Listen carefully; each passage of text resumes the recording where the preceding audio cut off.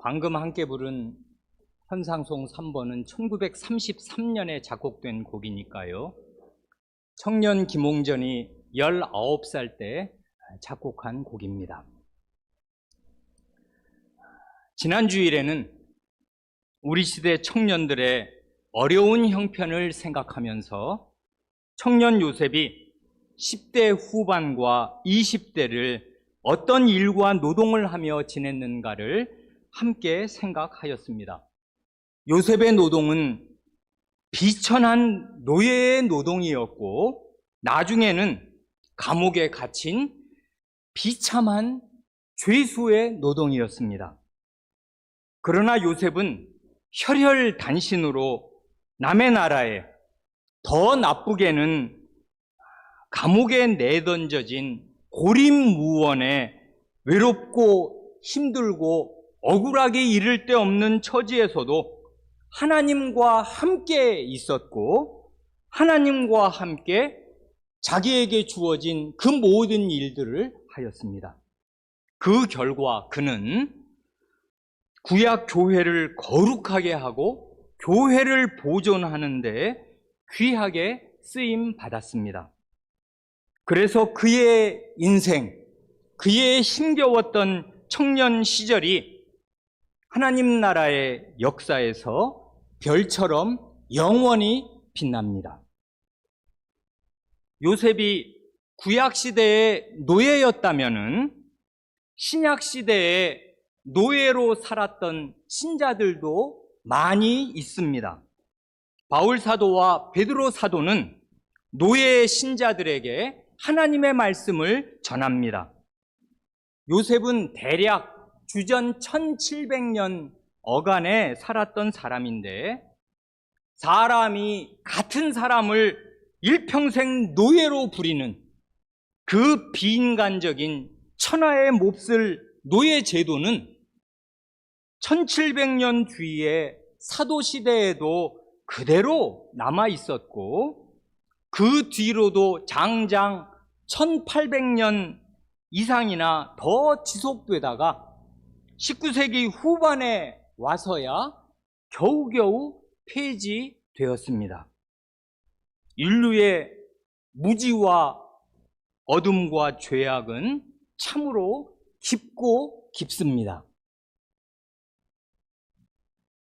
하나님의 나라와 신자의 노동에 대하여 생각하면서 하필 노예의 노동을 말씀드리는 이유는 사람의 모든 일과 노동 가운데 가장 비천하고 가장 무의미하고 가장 맨 밑바닥에 있는 노예의 노동을 하나님께서 받아주시고 써주신다면은 그 이외의 다른 모든 노동은 어떻게 되겠는가를 우리가 능히 짐작할 수 있기 때문입니다. 오늘 본문으로 노예 신자를 향한 사도의 교훈 세 군데를 함께 읽었습니다. 에베소서 6장의 4구절, 골로새서 3장의 4구절, 그리고 베드로전서 2장의 8구절입니다. 오늘은 에베소서를 중심으로 말씀드리고 골로새서와 베드로전서의 내용은 보충 자료로만 언급하겠습니다. 찬송 연습을 시작하는 주간이어서 시간이 많지 않기 때문에 그런 것입니다. 눈으로 금세 참고하실 수 있도록 세 본문을 나란히 도표에 넣어서 나누어 드렸습니다. 사도시대의 교회 안에는 신분이 노예인 교인들이 많이 있었습니다. 그래 바울 사도는 고린도전서 7장에서 노예 신자들에게 먼저 이렇게 교훈합니다. 고린도전서 7장 21절 말씀은 이렇습니다. 내가 종으로 있을 때에 부르심을 받았느냐? 염려하지 말라. 그러나 내가 자유롭게 될 수 있거든 그것을 이용하라 합니다. 사도는 노예로 사람이 산다는 것이 얼마나 비참한가를 잘 알았기에 만일 노예 신분에서 해방되어 자유민이 될 수 있는 기회가 온다면은 그 기회를 이용하라고 권합니다. 그러나 노예 상태에서 복음을 듣고 믿어 신자가 되고 그 뒤로 죽는 날까지 평생을 계속 노예로 산다고 해도 염려할 것이 없다고 말합니다. 이건 놀라운 일 아니겠습니까?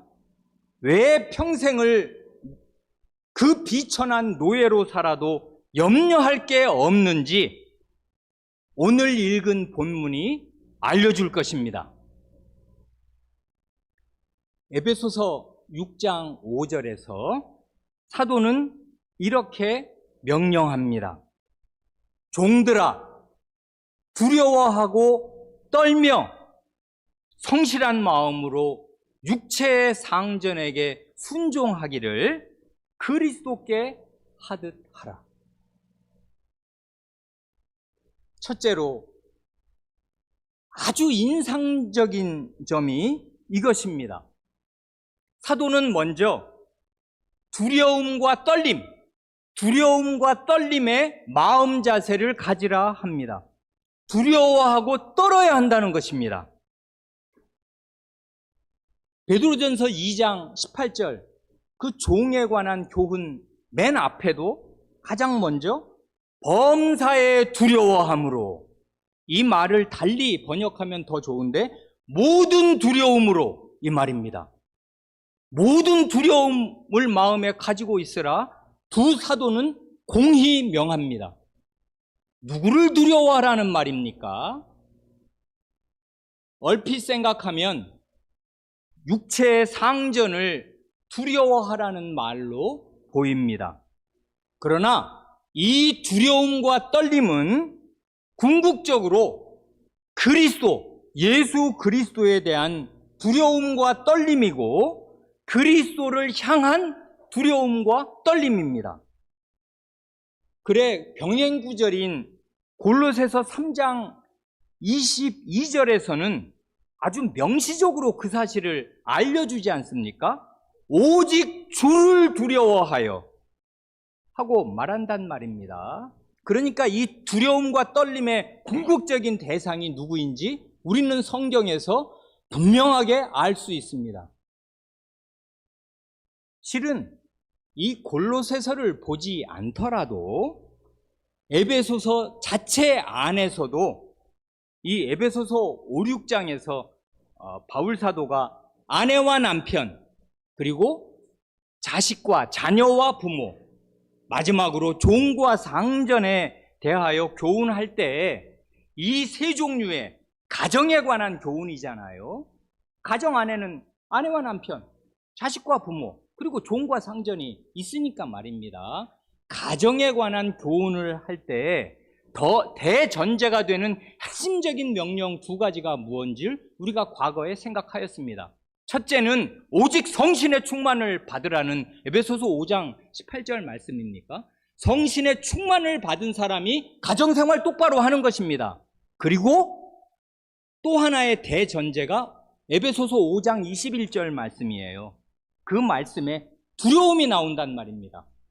그리스도를 경외함으로 피차 복종하라 하십니다. 이 두 가지가 그리스도인으로 가정생활을 하는 대전제예요. 성신의 충만한 지배를 받아야 하고 그리스도를 두려워해야 해요. 그래야 상호 복종이 이루어진단 말입니다. 상호 복종이 사람이 제일 할 수 없는 거예요. 죄인은 절대로 남에게 복종 안 합니다. 어린 아이들 보세요. 부모에게 복종하나. 싫어 하는 걸 3-4살만 되면 입에 붙이고 산단 말입니다. 내가 알아서 다 해. 잔소리하지 말어. 이거잖아요. 청소년이 되면. 어린 것들이 말을 듣지 않습니다. 부모 말도 안 들어요. 복종은 사람이 원래 할 수 있는 게 아니에요. 노예의 굴종 말고는 사람은 다 자기가 주인이 되어 삽니다. 그런데 그리스도를 경외하는 사람은 피차 복종할 수가 있어요. 그래서 성신의 충만한 그 지배를 받고 그리스도를 복종하는 마음으로, 그리스도를 두려워하는 마음으로 살아야 서로 복종할 수 있게 된단 말입니다. 이러므로써 하나님이 원하시는 거룩한 사회가 가정에서부터 시작될 수 있는 것이란 말입니다. 그러니 아내든 남편이든 자녀든 부모든 종이든 상전이든 간에 신자라면은 누구에게나 반드시 요구되는 것이 그리스도에 대한 두려움과 떨림, 곧 경외심입니다. 그러니 그리스도인의 핵심을 단 하나만 꼽으라면 바로 이것입니다.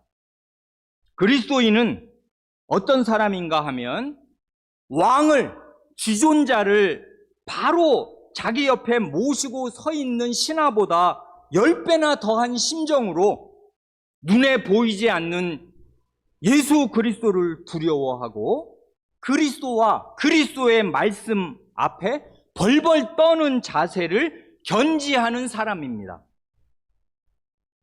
그게 지극히 당연한 것이 그리스도라는 말 자체가 왕이라는 뜻 아니에요. 가장 우선적으로. 그리스도인은 왕을 모시고 사는 사람들이란 말입니다. 그래, 이 세상에서 오직 믿음으로 그리스도를 참되게 경외하는 사람들, 그리스도 앞에 두려워 벌벌 떠는 사람들만이 장차 영원한 하나님 나라에 들어가 충만한 기쁨과 온전한 평안을 누리게 될 것입니다. 반대로 이 세상에서 그리스도를 두려워하지 않고 사는 모든 자들은 지옥에 들어가서 지극한 두려움을 영원히 맛보게 될 것입니다.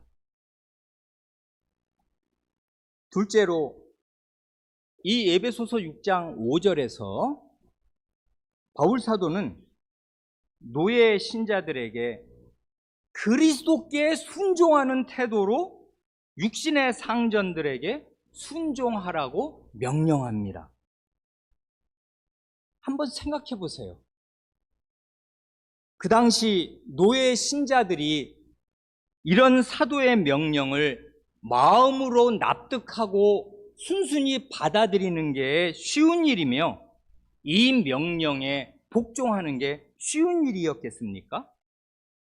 왜냐하면 그 당시에 노예가 되는 주된 경로란 다 아는 대로 전쟁 포로로 갑자기 붙잡혀 온 것이든지 아니면 부모가 노예면 자식은 날 때부터 노예입니다.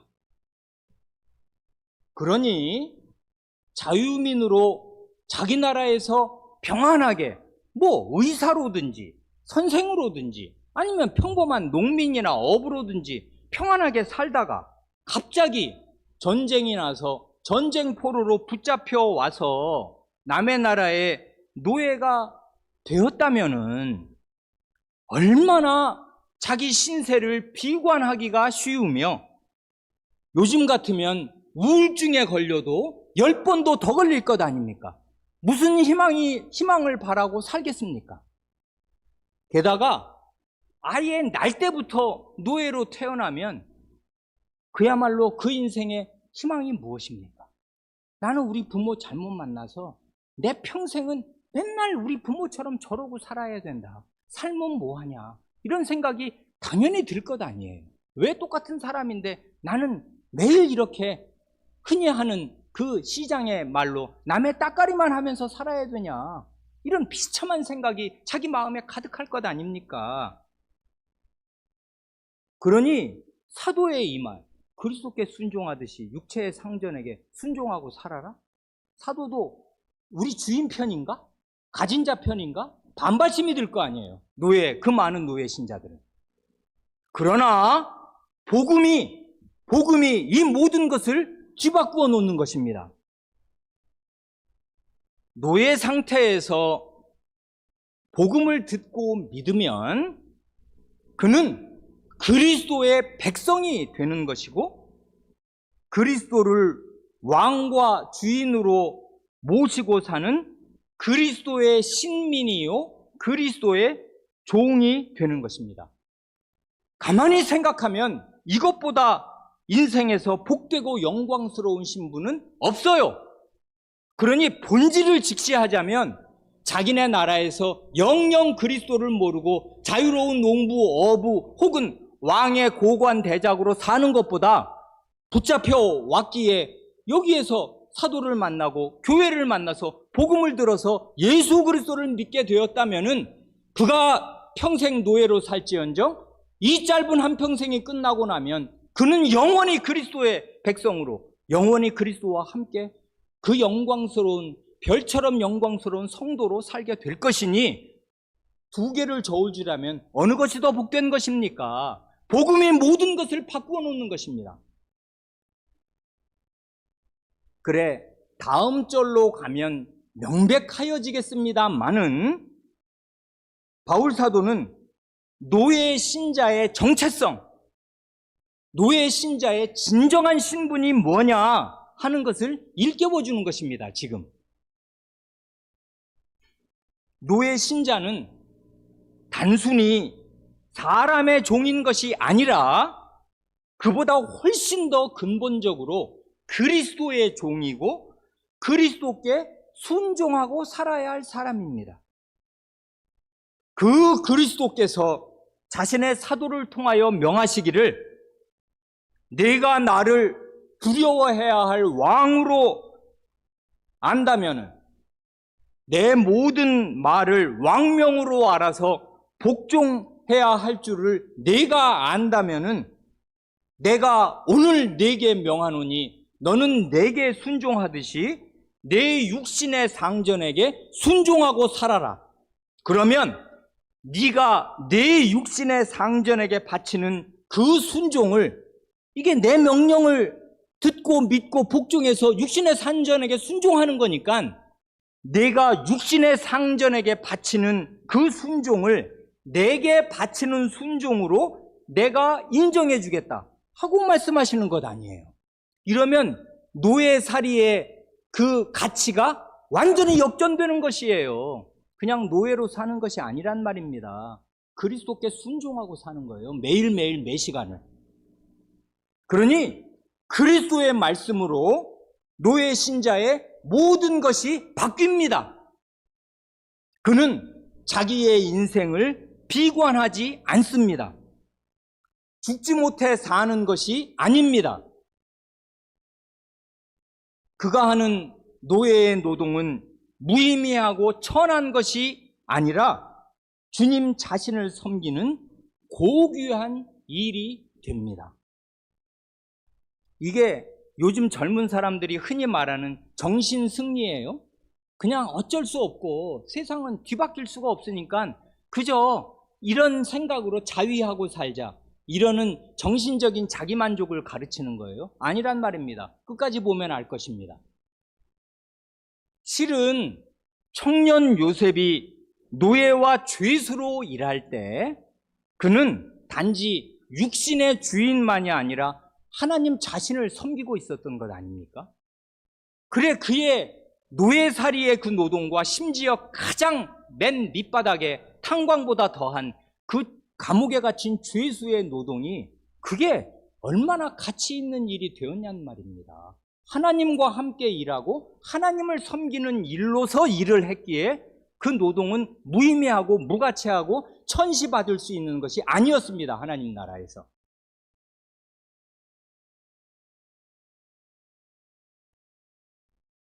그 다음 에베소서 6장 6절 7절은 이렇게 말씀합니다.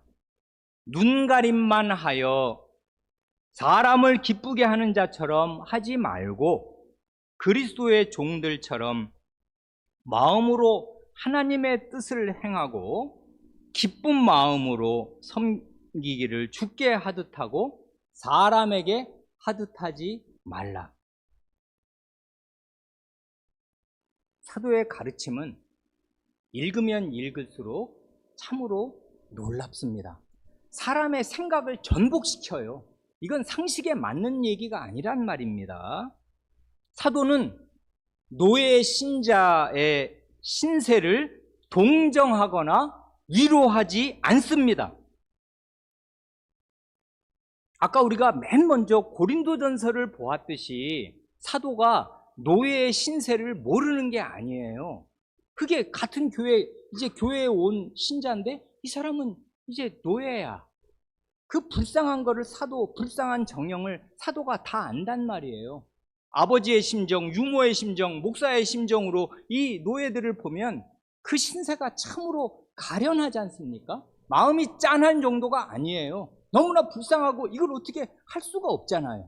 그러면은 말을 따뜻하게 해줘야 될 것 같은데 사도는 그렇게 말하지 않아요. 첫 마디가 그런 말이 아니었잖아요. 그리스도께 순종하듯이 너희 육신의 상전에게 복종해라. 그리고 두렵고 떨리는 마음을 견지해라. 그런단 말입니다. 그러니 기독교는 값싼 위로가 아닙니다. 예수 믿으면 하는 일이 다 잘 되고 복 받는다 하는 싸구려 사탕발림이 아닙니다. 잘 되긴 뭐가 잘 됩니까? 평생 노예로 사는데 뭘 어떻게 해결해 줄 수가 있어요? 그런 사탕발림이. 그게 아니라 사도는 아주 근본적이고 근원적인 진리를 가르쳐 주어서 완전히 다른 시각으로 자기 인생을 대할 수 있게 하여 주는 것입니다. 그게 뭔가 하면 노예 신자는 이 세상 사람들이 하나같이 다 비천하게 보고 무시하는 바로 그 노예의 노동을 통해서 하나님의 뜻을 행할 수 있고 주님 자신을 섬길 수 있다는 사실을 알려줍니다.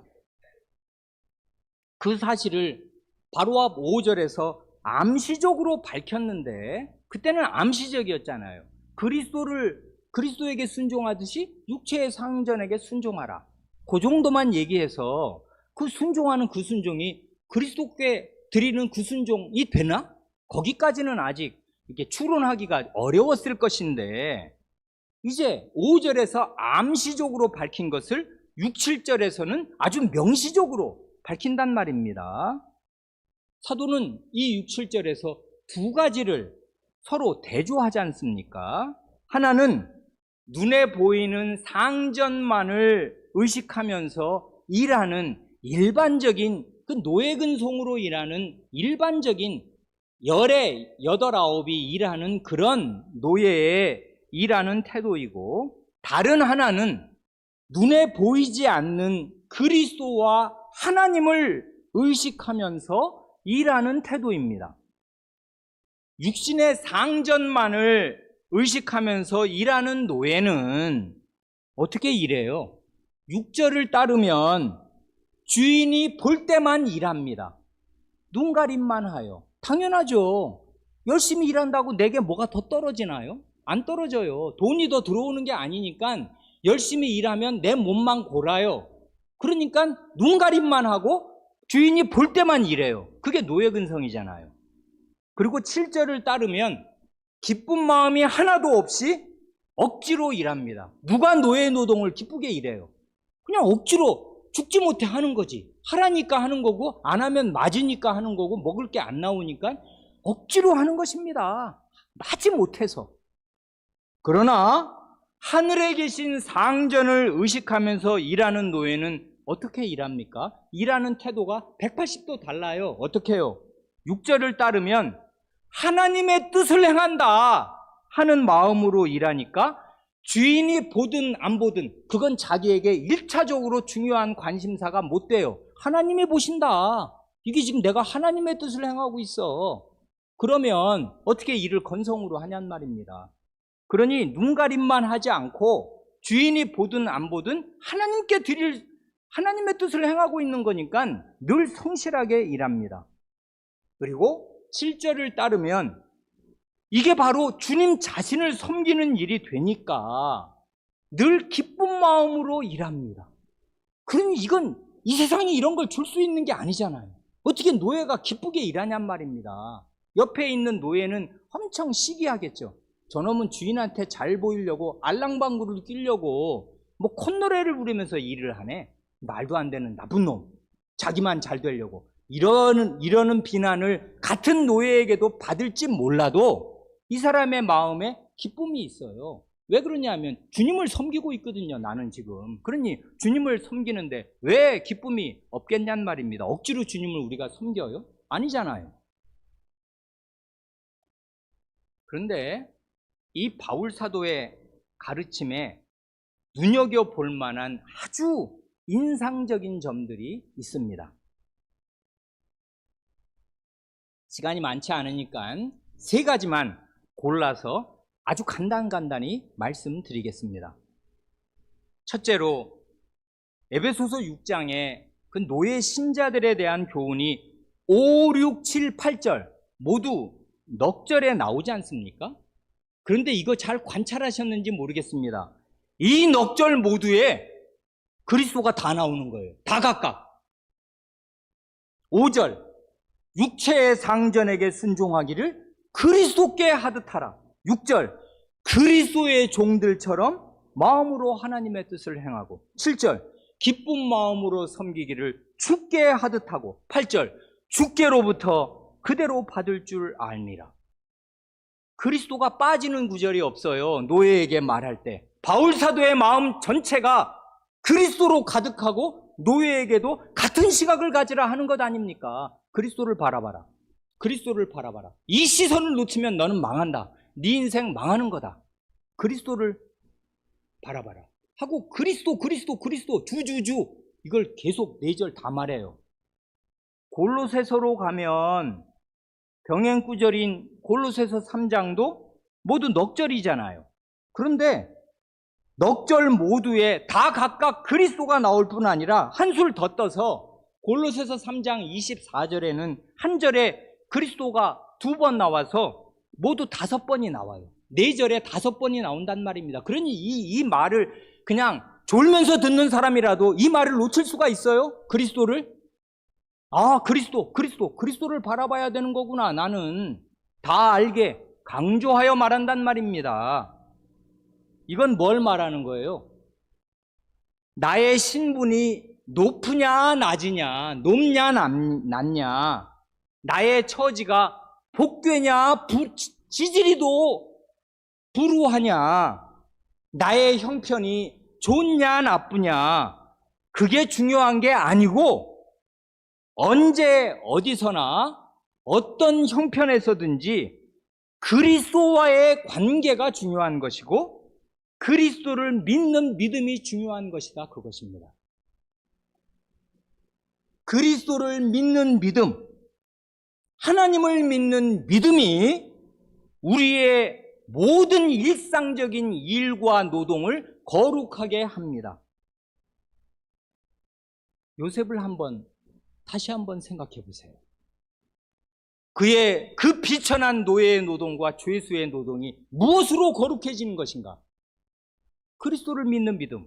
그는 그리스도를 이름도 몰랐겠습니다만 하나님이 계시잖아요. 하나님을 믿는 믿음으로 그의 노동이 거룩하여지지 않습니까? 그게 그 당시에 그 이름 날 만한 사람들이 다 알아주고 그게 다 본때가 나는 그 당시에 고관 대작들이 애굽 바로 궁정에 널려 있었겠습니다마는 그런 사람의 그 멋지고 화려한 노동에 비해요 훨씬 더 이게 거룩한 노동이 되었단 말입니다. 왜 그래요? 믿음이, 하나님에 대한 믿음이 그의 노동의 성격을 완전히 바꾸어 주었어요. 금치를 해 주었단 말입니다. 매 시간에. 둘째로 인상적인 건 이것입니다. 사도는 6절에서 놀랍게도 노예 신자를 가리켜 그리스도의 종들이라고 말합니다. 이건 실로 놀랄 노자 아니겠습니까? 바울 사도가 로마서나 빌립보서를 어떤 말로 시작하는지 기억하십니까? 로마서 1장 1절 예수 그리스도의 종 바울은, 빌립보서 1장 1절 그리스도 예수의 종 바울과 디모데는. 사도는 그리스도의 종이고 이 사실이 참으로 영광스럽고 권위가 있어서 그 사실을 편지 맨 앞에 밝힌다면은 노예 신자들도 똑같이 그리스도의 종입니다. 하는 일의 종류가 다를 뿐이지 하나님 나라에서 사도와 노예 신자의 신분이 같아요. 다 그리스도의 종입니다.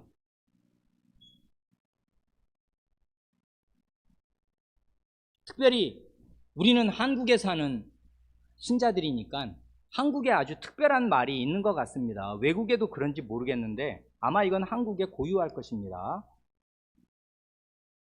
목사를 가리켜 하나님의 종, 주님의 종 어쩌고 하면서 엄청 목사를 떠받들지 않습니까? 그 말 그대로 목사가 하나님의 종이고 주님의 종이라면은 교회에서 높임을 받아야 할 유일한 분은 교회의 주인이시고 하나님 나라의 주인이신 하나님이고 주님이시지. 그 하나님의 노예, 하나님의 종이 왜 교회에서 높임을 받아야 돼요? 그러니 하나님의 종이라는 게 마치 목사 고유의 신분을 뜻하는 것처럼 얘기하는 게 얼마나 비성경적인 것입니까? 목사가 하나님의 종이 아닌 것이 아니고 주님의 종이 아닌 것이 아닌데 노예 신자도 그리스도의 종이에요. 안 그래요? 여기 그렇게 말하잖아요. 우리가 다 그리스도의 종입니다. 그리스도의 종이라는 데에서는 다 똑같아요.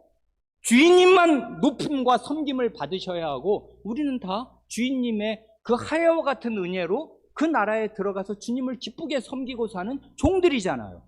종끼리 누가 누구를 높이고 떠받들고 권위를 부리면서 내 아래로 본단 말입니까? 그게 말이에요. 근데 우리나라는 많이들 그렇게 합니다. 셋째로, 그렇기에 사도는 에베소서의 이 본문에서 마음의 태도를 아주 여러 번 강조합니다. 그 도표에서 그 작은 점선, 똥똥똥똥 하는 그 점선으로 3번 표기해 드린 거, 그거 유의해 보셨습니까? 5절에서 성실한 마음으로, 6절에서 그리스도의 종들처럼 마음으로 하나님의 뜻을 행하고, 7절에서 기쁜 마음으로 섬기기를 주께 하듯 하고, 마음의 태도를 굉장히 강조해서 중요하게 말해요. 이 세상에서는 아무도 알아주지 않는 비천한 노예의 노동이지만은 이 노동을 하늘에서 받아주시니 성실한 마음으로 일하고 기쁜 마음으로 일하며 마음을 다하여 전심으로 일합니다. 그러지 않을 수가 없어요.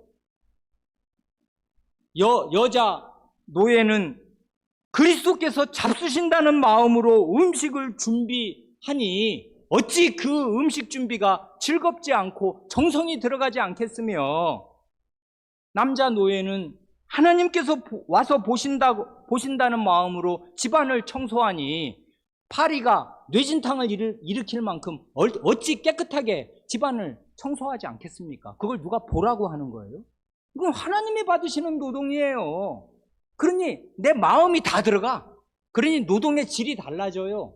그 사람이 한번 지나간 자리하고 적당히 눈가림만 하는 노동하고는 차원이 다르단 말입니다. 요셉이 일을 어떻게 해요? 눈가림만 해요? 아니죠. 그러니 요셉이 하는 모든 일이 다 잘 되죠. 왜 그러냐면 자기의 온 영혼을 갈아 넣어요. 그래야 마땅해요. 왜냐하면 이 노동을 하나님이 받으실 거니까. 그리스도를 접대하는 건데, 여러분 주부들 집안에서 요리를 준비할 때 예수님이 우리 집에 오늘 점심에 오셔서 식사하신다. 그러면 태도가 달라질 거 아닙니까? 얼마나 정성이 들어가며 얼마나 마음을 쏟아서 뭐 하나라도 제대로 하려고 하겠으며 청소를 해도 그런 마음으로 청소하면 다르잖아요. 근데 노예도 이렇게 하라는 것 아닙니까?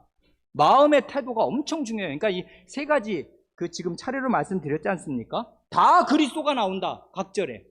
그리고 특별히 노예를 가리켜서 그리스도의 종이라고 말한다. 사도와 같은 반열에 놓는 거 아닌가?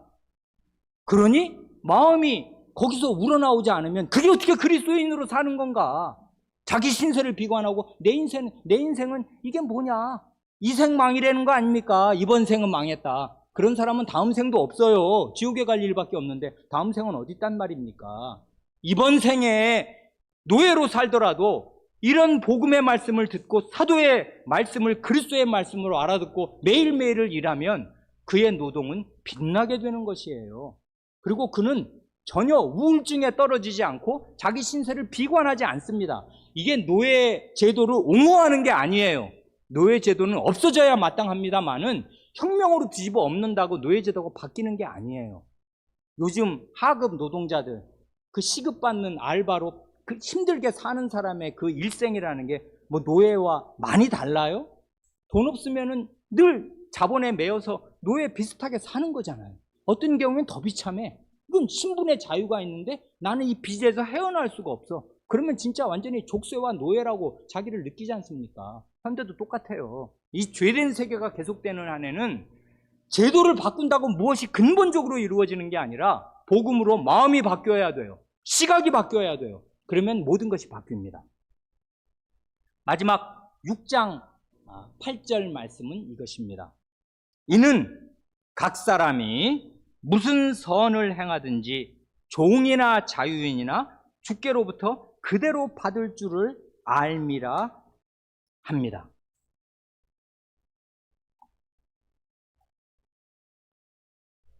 노예 신자들의 시선을 그리스도께로, 주께로 이끌었던 사도는 마지막 절에서 그 시선을 최후 심판의 심판장으로 서실 그리스도께로 인도합니다. 최후 심판의 그날로 신자들의 시선을 이끕니다. 노예 신자들의 노동은 이 땅에서 알아주는 사람이 아무도 없을 것이고 대개는 아무런 보상도 받지 못할 것입니다. 평생 남 좋은 일만 할 것입니다. 그래도 상관없습니다. 주님께서 다 보고 계시고 계수하고 계시며 선악간에 그대로 한 대로 갚아주실 것이기에 이 생에서 보답받지 못해도 상관없습니다. 그리고 그리스도의 심판대 앞에서 심판과 판단을 받는 그 사실에서만큼은 종이나 자유인이 아무 차별이 없습니다. 그래서 여기 보면 이 전 사도의 보편적인 관점, 전 포괄적인 관점이 나와요. 종이나 자유인이나. 여기에서는 이 노예 주인도 벗어나지 못할 것입니다. 그도 선악간에 주님의 심판대에서 한 그대로 심판을 받을 것입니다. 8절 말씀대로 무슨 선을 행하든지 주께로부터 그대로 받을 것입니다. 선이 뭐예요? 노예가 무슨 선행을 해요? 남을 도와요? 그런 거 없어요. 재산이 있어야 남을 돕든지 말든지 하지. 물론 노예라도 선행을 해서 같은 노예가 병들면 그의 노동을 조금 더 보충해 준다든지 하는 선행을 마음만 먹으면 얼마든지 하겠습니다만은 일반적으로 노예는 아무 재산도 없고 시키는 일만 하는데 선행을 할 수 있는 폭 자체가 좁지만 무슨 선을 말하는 거예요? 그가 이런 믿음으로 하나님의 뜻을 행하고 주님을 섬긴 거, 그리스도를 섬긴 거, 이게 선행 아니에요. 이것밖에 선행이 없어요. 모든 선행은 참된 믿음으로 하는 게 선행이에요. 이런 선행을 주께서 그대로 갚아주실 것입니다. 그리고 골로새서 3장 25절을 보면 불의를 행하는 자는 불의의 보응을 받을 것이라 합니다. 심판은 선악간에 행해지는 거예요. 한 대로 받을 것입니다. 여기에 불의는 뭐예요? 의롭지 않은 건 뭐예요? 이런 믿음이 없이 남들 똑같은 눈으로 세계를 바라보면서 자기 신세 한탄이나 하고 우울증에나 떨어지고 자기 신세를 비관하면서 에라 이번 생은 망했다 이러면서 되는 대로 사는 거, 그의 하루하루가 악을 행한 거잖아요. 불의를 행하는 거거든요. 그러면 그 불의에 대한 보응을 받을 것입니다. 노예 주인이든 노예든 선악간에 그리스도의 심판을 받을 것입니다. 한 말씀만 더 드리고 마칩니다. 베드로 사도는 더 놀랍게 나아갑니다. 베드로 사도가 하는 말 가운데 21절이 너무나 아름답습니다. 베드로전서 2장 21절을 보면 그 앞에 이제 노예의 그 고달픈 삶을 말해요. 정말 흔히 세상이 하는 말로 운이 좋아서 좋은 주인을 만나고 선량하고 마음이 착한 주인을 만나면 그나마 노예살이가 살만할 텐데 까다로운 주인이 있거든요. 성격이 괴팍한 사람은 자기가 집안에서 자기 아내랑 무슨 마음이 수틀리는 게 있으면 그걸 누구한테 풀어요? 노예한테 풀어요. 그냥 때리고 함부로 말하고 인간 이하로 멸시하고 이러는 일이 셌단 말입니다. 그러니까 부당하게 고난을 받는 일이 노예는 너무나 많고 어디 가서 호소할 데가 없어요. 그렇게 안타까운 형편을 쭉 얘기한 다음에 근데 21절에 이렇게 말해요. 이를 위하여 너희가 부르심을 받았으니 그리스도도 너희를 위하여 고난을 받사 너희에게 본을 끼쳐 그 자취를 따라오게 하려 하셨느니라. 시간이 없으니까 이 베드로 전서는 거의 말씀드리지 못합니다마는 이 말은 놀랍잖아요. 너희 왜 부르심 받았냐? 노예로 있을 때 신자로 부르심을 받았습니다. 근데 너희 노예로 있을 때 왜 신자로 너희를 부르셨게? 그리스도의 자취를 따라오게 하시려고, 그리스도의 뒤를 따라 걷게 하시려고 너희를 부르셨는데 그리스도의 자취가 뭔데요? 그리스도께서 앞장서서 걸으심이 뭔데요? 고난을 받으신 거예요. 그럼으로써 너희에게 본을 끼치신 거다. 그리스도가 왜 고난받았게?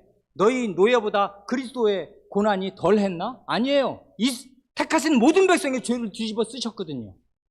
그리고 그 길을 가셨어요. 그 치욕의 길을. 그리고 받지 않아도 될 모욕을 받으시는 길을 가셨어요.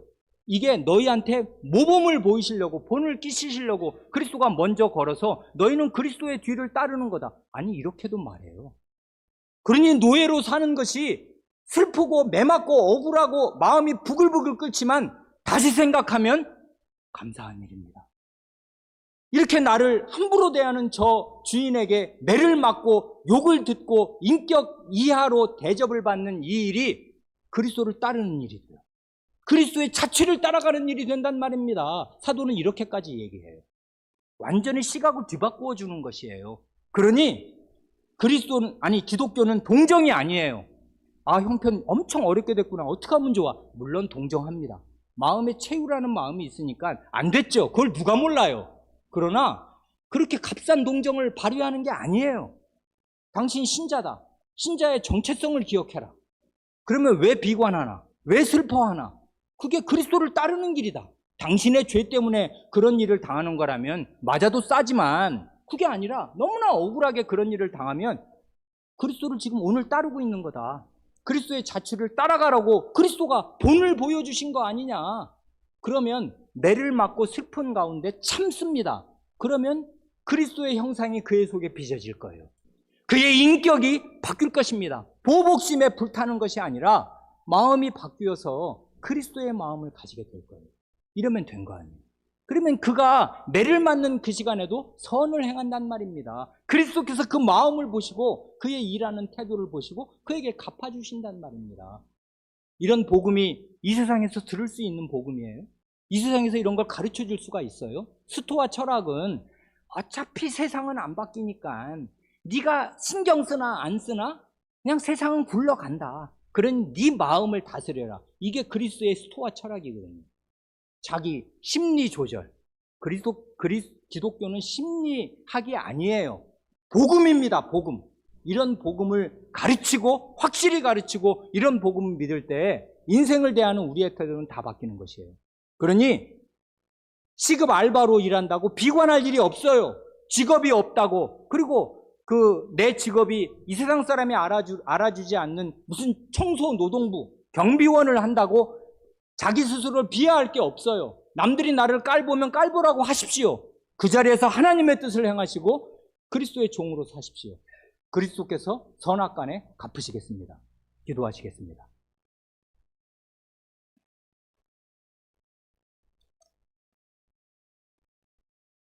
하나님 아버지, 그 비참하고 그 천하에 못된 노예제도가 있던 시대에 사도는 혁명을 말하지 않고 혁명적인 진리를 가르치오며 그럼으로써 노예 신자들이 자기 삶을 어떻게 긍정하고 어떻게 받아들여서 그 비천한 괴로운 노예의 삶이 하나님 앞에 그리스도 앞에서 상을 받을 만한 매 시간이 될 수 있는 줄을 가르쳐 주옵니다.